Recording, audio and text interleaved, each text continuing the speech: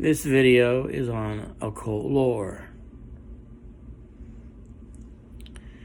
This particular topic I'm on today is from the Book of Iram, from the Vishanti. It is the Iram text.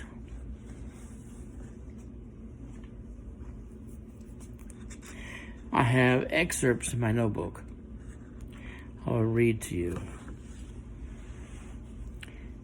In the year of the rat, I, Hoshi, have recorded these events of the Alfar and the Roma, and that evil war of the rivers of blood, and the saga of Creone and Ashkelon. Yea, the war of the rivers of blood occurred long ago in Persia during the early reign of Xerxes, before the Greek conflict. For the Alfar were forced to retreat while the ancestors of the Roma were cut off by the army of Xerxes, the man-god.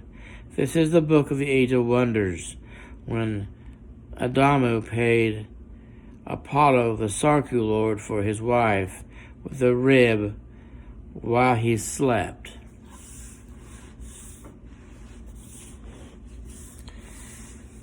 The first law of theurgy is, use the triune powers of the rites of Evius, O Son of Man. The first power is the discernment of spirits. The second power is the word of knowledge from the holy oracle of Bali Shaddad. The third power is the word of wisdom concerning dreams and visions from the oracles of Mumu Hashem, who are the maidens of Bali Shaddad.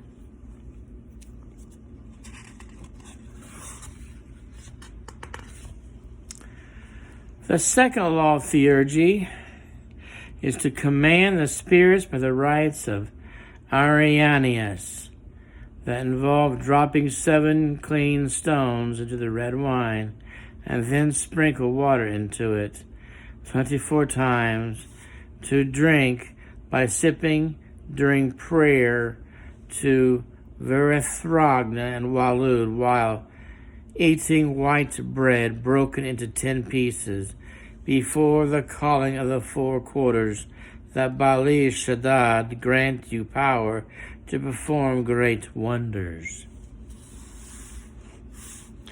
The third law of theurgy is to observe the 3 customs of the Magoi: knowledge of the mysteries recorded and guarded, dare to command the gods, and receive knowledge by signs and omens in heaven. Keep the secrets of this faith, so none defile them by these 7 stones before the divine flame, we so swear.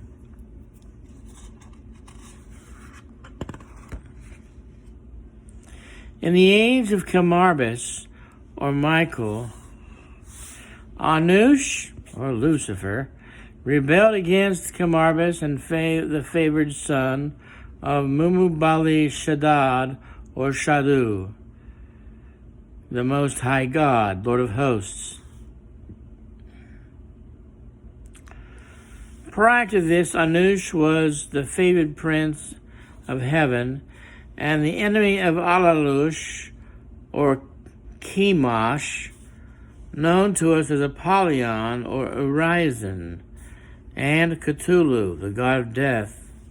Great Camarbis ruled over the 24 Elu gods of the Aedra. When Anush fell from grace, he brought the 24 Daedra lords, the children of Meshwesan, to Ki, or earth. They challenged the 24 Elu gods, who are the sons of Shadu by the power of Anush, and hard to read. Then the power of Alalush, by reason of an agreement between Anush and Alalush, emerged, so the 24 Daedra gods of darkness usurped the 24 Elu, who are the gods of the elves. It was the children of Tiamat, Meshwasan, who formed the Musarus and the ancient city of R'lyeh.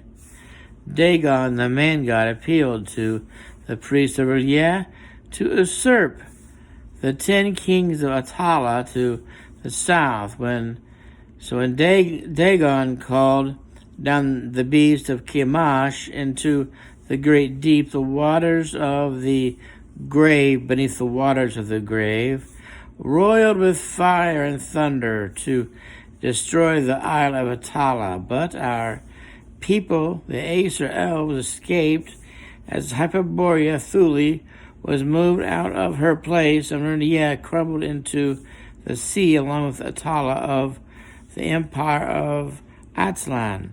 So therefore, the Aesir elves escaped to the land of Norea to the east across the western mountains of Gaul, for Eden had recently fallen, and Cain knew his wives. This is the origin of the elves of Norea. Much later, after intermarrying with the Teutons, they would encounter the Venic elves from Lake Van.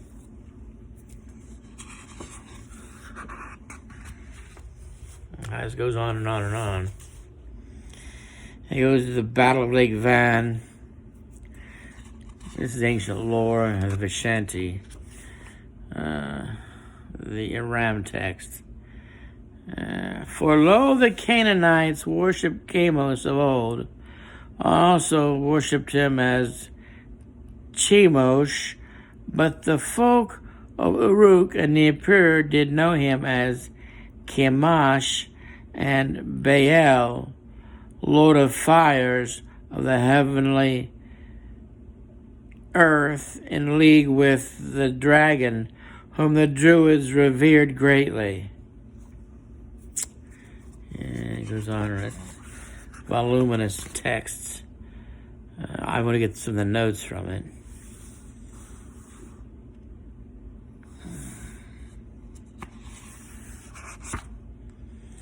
And there are notes on Elven characters.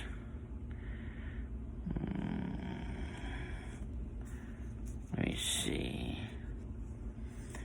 That's the end of that text.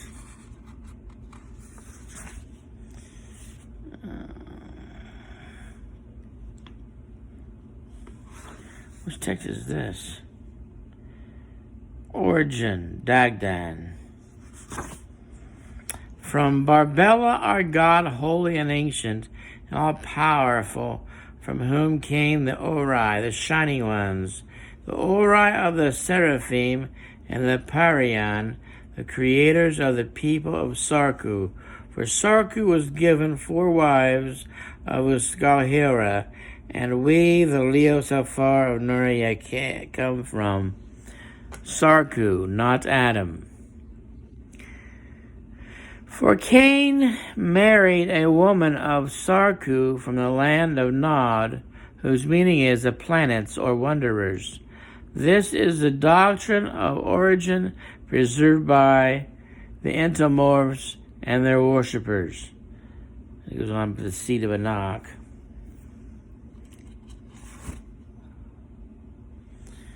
We are the lost tribes of Atlantis, the peoples of the sea.